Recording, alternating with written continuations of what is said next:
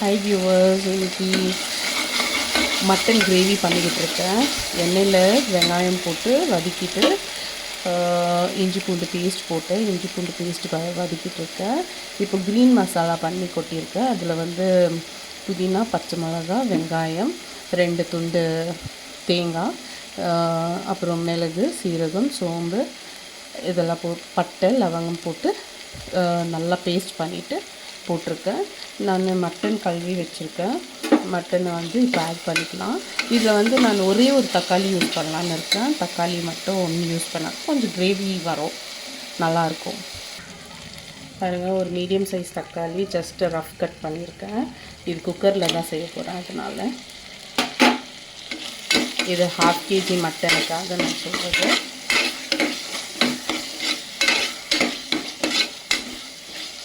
இதில் நம்ம மசாலா போட்டுக்கலாம். இதில் மிளகாய்த்தூள், மஞ்சத்தூள், கொஞ்சம் மட்டன் மசாலா, ஆச்சி மட்டன் மசாலா யூஸ் பண்ணியிருக்கேன். இந்த பச்சை வாசனை போகிற வரைக்கும் நம்ம கொஞ்சம் இது பண்ணிக்கலாம். நீங்கள் எண்ணெய் உங்களுக்கு ஏற்ற மாதிரி ஊற்றிக்கோங்க, தாராளமாக ஊற்றிக்கோங்க. அது உங்கள் இஷ்டம். எண்ணெய் கண்ட்ரோல் பண்ணுறவங்க நீங்கள் கண்ட்ரோல்டாக ஊற்றிக்கோங்க, கம்மியாக. நான் கொஞ்சம் திட்டமாக தான் ஊற்றிருக்கேன். ரெண்டுக்கும் பேலன்ஸ் ஆகிற மாதிரி கறி மசாலா எல்லாம் கிரேவி மாதிரி வரணும். அதுக்காக நான் பேலன்ஸ்டாக ஊற்றிருக்கேன். இப்போ மட்டன் போட்டுக்கிறேன்.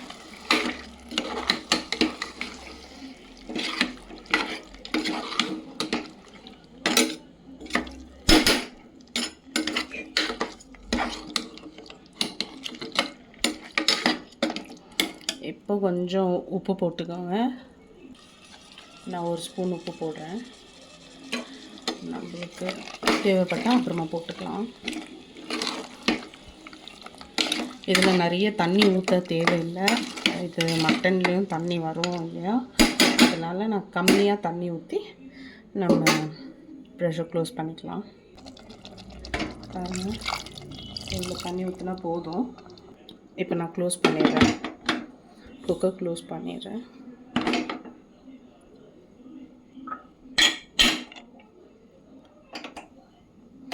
இதை நான் ஒரு 3 to 4 விசில்ஸ் வைக்கிறேன். எங்கள் குக்கர் சீக்கிரம் வெந்துடும், அதனால். எறும்பு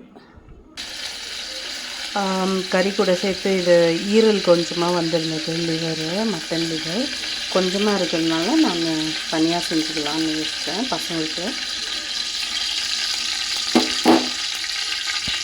இந்த பக்கம் இருக்கிற ஸ்டாலில் நான் வந்து கொஞ்சம் எண்ணெய் ஊற்றிருக்கேன். எண்ணெயில் கொஞ்சம் தண்ணி பட்டிருக்குன்னு நினைக்கிறேன், அதனால் பொரியுது. வெங்காயம் கட் பண்ணி வச்சுருக்கேன். கருவேப்பிலை, வெங்காயம் போட்டு இஞ்சி பூண்டு பேஸ்ட் போட்டு லைட்டாக இந்த க்ரீன் மசாலா நான் சொன்னது இல்லைங்களா, அந்த கிரேவிக்கு வச்சுருந்தது அதுவே நான் கொஞ்சம் வச்சுருக்கேன். அதையே நான் இதுலேயே மிக்ஸ் பண்ணிவிட்டு கிரேவி மாதிரி பண்ணிக்கலாம். ட்ரையாக தான் பண்ண போகிறேன்.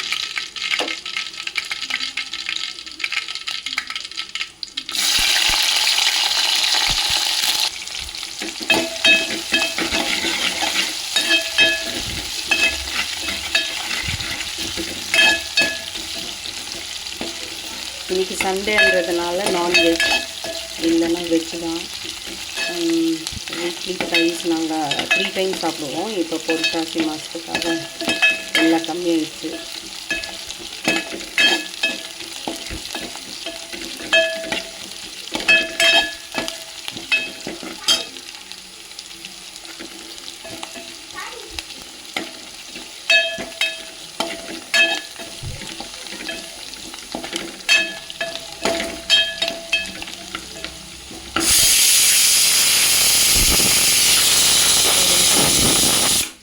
ஒரு 4 விசில்ஸ் வந்துருந்தோம், ஆஃப் பண்ணிடலாம்.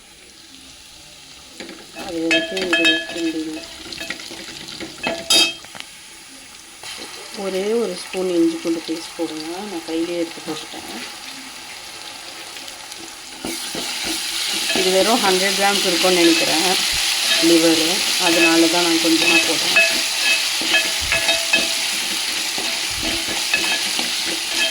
நான் எப்போவுமே கிரேவி செஞ்சுட்டு அப்புறமா நம்ம குக்கர் ஓப்பன் பண்ணிவிட்டு ஒரு முறை கொதிக்க விடணும். அப்போ தான் அந்த டேஸ்ட் நல்லா வரும்.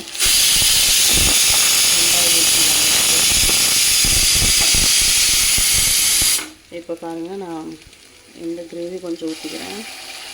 இது கூட ஒரு 2-3 கொஞ்சமாக ஊற்றிக்கோங்க.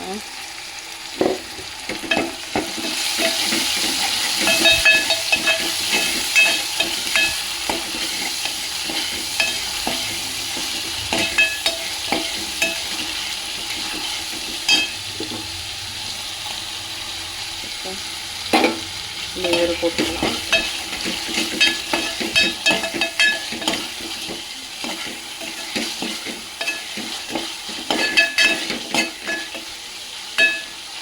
ஃபஸ்ட்டு கொஞ்சம் தான்றதுனால கொஞ்சம் லைட்டாக பெப்பர் எல்லாம் தூவிட்டு பெப்பர் சீரகம் பவுடர் பண்ணி வச்சுருக்கேன்.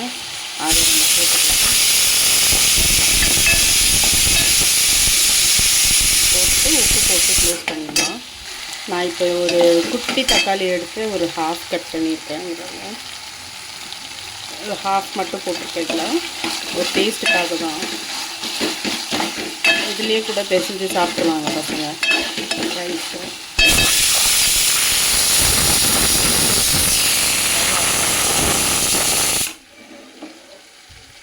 நெக்ஸ்ட்டு நான் கீ ரைஸ் பண்ண போகிறேன்.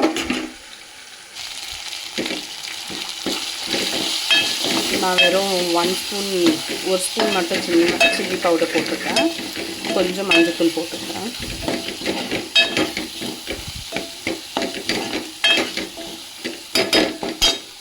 கொஞ்சமாக லைட்டாக தண்ணி தெளிச்சுட்டு மூடி போட்டுடலாம். ஒரு 1/2 ஸ்பூன் உப்பு போடுறேன்.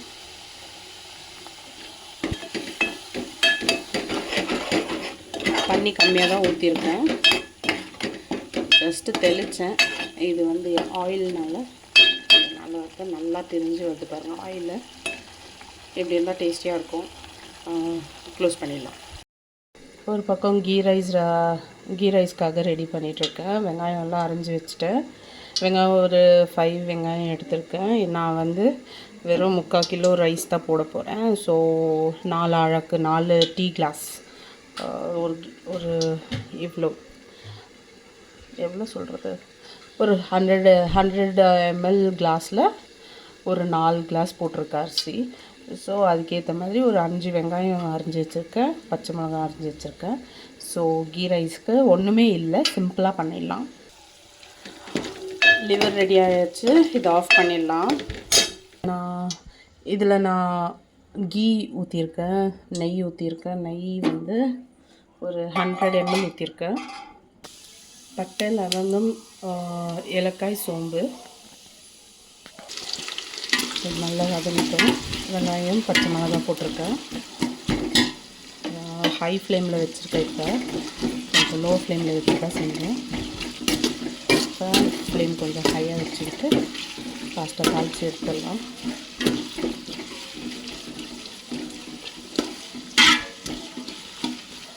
ஆனியன்ஸ் இப்போல்லாம் வந்து கெட்டு போன ஆனியன்ஸ் எல்லாம் வருது நிறைய. ஸோ நீங்கள் வந்து ஆன்லைனில் வாங்குறவங்க ஆர்கானிக்காக வாங்குங்க. ஆர்கானிக் க்ரோ அப்படின்னு சொல்லிட்டு போட்டிருப்பாங்க, அது வாங்குங்க. ஹைப்ரிட் வாங்காதீங்க. ஸோ நிறைய ஹைப்ரிட்டில் வந்துட்டு இப்போ எல்லா ஆனியன்ஸும் அப்படி தான் இருக்குது. எது ஹைப்ரிட் எது ஆர்கானிக் தெரியல. இருந்தாலும் நீங்கள் ஆன்லைனில் வாங்கும்போது இப்படி வாங்குங்க. பார்த்து வாங்குறவங்க நம்மளுக்கு தெரியும் எது நல்லா இருக்குது நல்லா இல்லைன்னு சொல்லிட்டு பார்த்து எடுக்கலாம். இது நல்லா வதங்கட்டும். கொஞ்சம் ப்ரௌனிஷ் ஆன உடனே நம்ம இஞ்சி பூண்டு பேஸ்ட் போட்டுக்கலாம். நல்லா கொஞ்சம் மிக்ஸ் பண்ணி விட்டுக்கலாம்.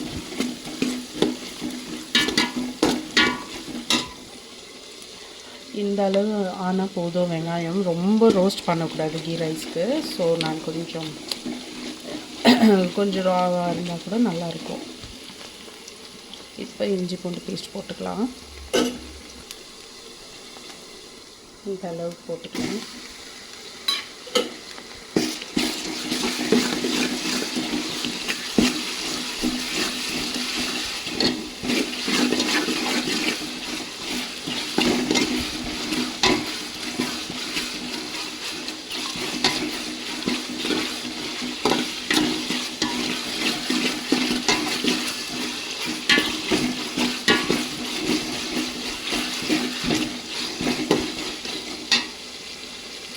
நல்லா ஃப்ரை ஆகட்டும். இந்த பச்சை வாசனை போகிற வரைக்கும் நீங்கள் கிண்டிக்கிட்டே இருங்க. அடி பிடிக்க விடக்கூடாது.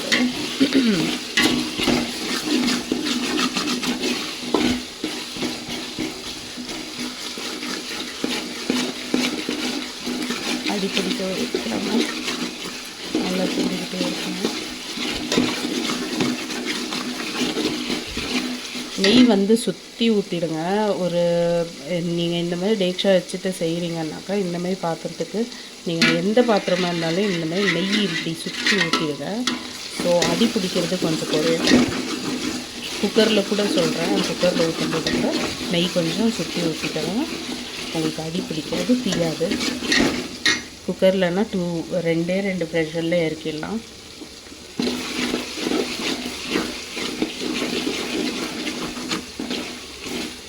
அவ்வளோதான். புதினா ரெடியாக வச்சுருக்கேன். இப்போ புதினா போட்டுக்கலாம். உங்களுக்கு வேணும்னா அரிஞ்சு கூட போட்டுக்கோங்க. இங்கே வந்து நம்ம நிறைய பேர் புதினா சாப்பிட்றதில்ல, எல்லாம் பொறுக்கி எடுத்துடுவாங்க. நான் எப்போவுமே அரைச்சி ஊற்றிடுவேன். இப்போ எனக்கு டைம் இல்லைன்றதுனால அப்படி போடுறேன்.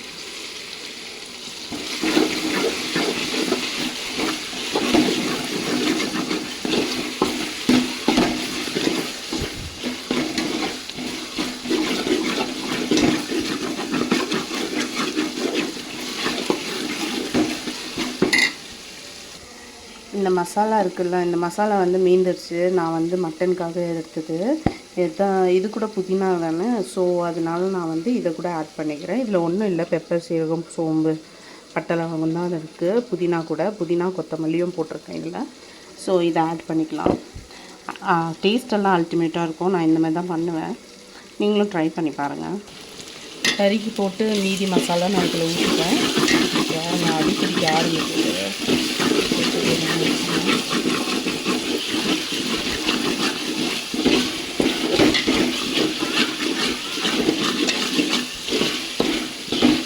இப்போ 4 கிளாஸ் அரிசிக்கு 8 கிளாஸ் தண்ணி ஊற்றிக்கிறேன்.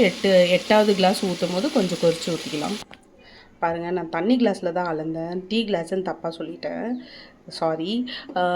இந்த கிளாஸில் நான் பாருங்கள் 8வது கிளாஸ் ஊற்ற போகிறேன். 8வது கிளாஸுக்கு கொஞ்சம் கொதிச்சிட்ருக்கேன், ஃபுல்லாக ஊற்றலை. ஸோ கொஞ்சம் சாதம் வந்து ஒட்டாமல் வரும். ஸோ இந்த மாதிரி கொதிச்சு ஊற்றிக்கோங்க.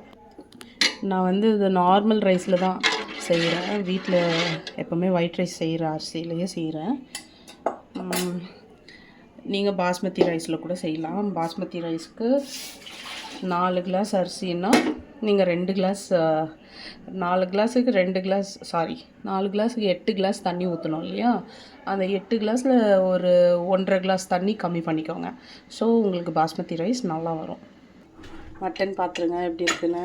பார்த்தீங்களா, இப்போ வந்து எண்ணெயெல்லாம் பிரிஞ்சு வந்துருக்கு. குக்கர் ஓப்பன் பண்ணதும் இப்படி தான் தண்ணியாக கொஞ்சம் இதுவாக இருக்கும். நம்ம கிரேவி எக்ஸ்பெக்ட் பண்ண முடியாது. அதனால நான் கொஞ்சம் வந்து கொதிக்க விட்டுருவேன்.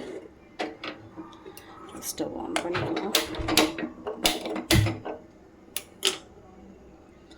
ஓகே, இது கொதிச்ச அப்புறமா உங்களுக்கு கன்சிஸ்டன்சி எப்படி இருக்குது காட்டுறேன் பாருங்கள். உங்களுக்கு புரியும் நான் என்ன சொல்ல வரேன்னு.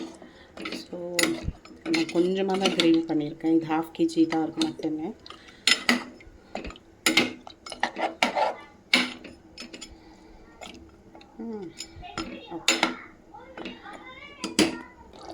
ஃபுல் ஃப்ளேமில் ஓப்பனாக வச்சு கொதிக்க விட்டுருங்க.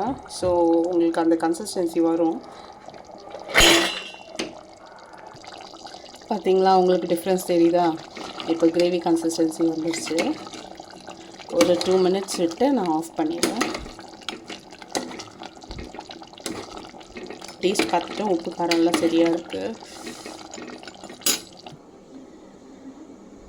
லைட்டாக பாயில் ஆகுது. ரொம்ப பாயில் பண்ண விடாதீங்க. அதான் ரொம்ப கொதிச்சிருச்சுன்னா உங்களுக்கு அந்த டேஸ்ட் வராது. லைட்டாக பாயிலிங் ஸ்டார்ட் ஆகுது. பாயில் ஆகிடுச்சு. இப்போ அரிசியை போட்டுடலாம். உப்பு ஒரு 4 ஸ்பூன் உப்பு போட்டிருக்கேன். கலரி விட்டுட்டு க்ளோஸ் பண்ணிடலாம்.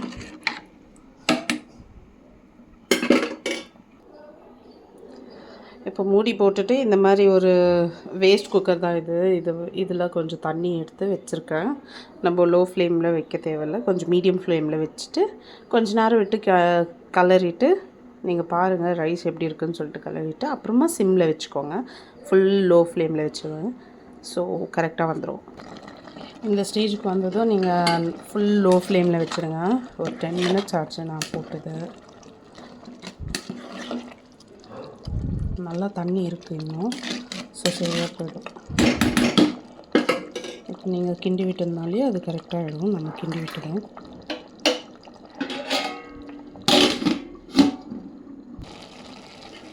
ஓரளவுக்கு வெந்துருச்சு.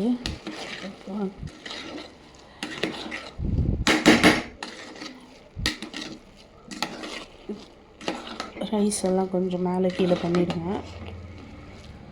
உங்களுக்கு அந்த தண்ணியெல்லாம் எடுத்துரும்.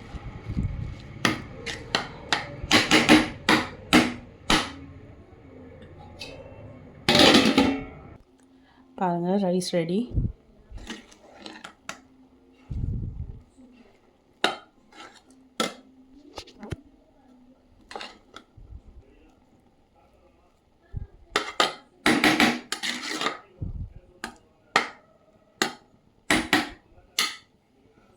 இப்போ ஸ்டவ் ஆஃப் பண்ணிக்கலாம். Thank you viewers.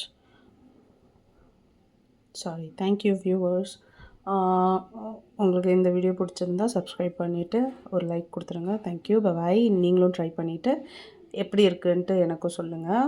நீங்கள் ஏதாவது எக்ஸ்ட்ராவாக இன்க்ரீடியன்ட்ஸ் ஆட் பண்ணுறதா இருந்தால் அதையும் ஒரு கமெண்ட்டில் போடுங்க. ஸோ நானும் கற்றுக்கிறேன், நானும் கொஞ்சம் லேர்ன் பண்ணலாம் உங்கள்கிட்ட இருந்து. தேங்க்யூ, பாய்.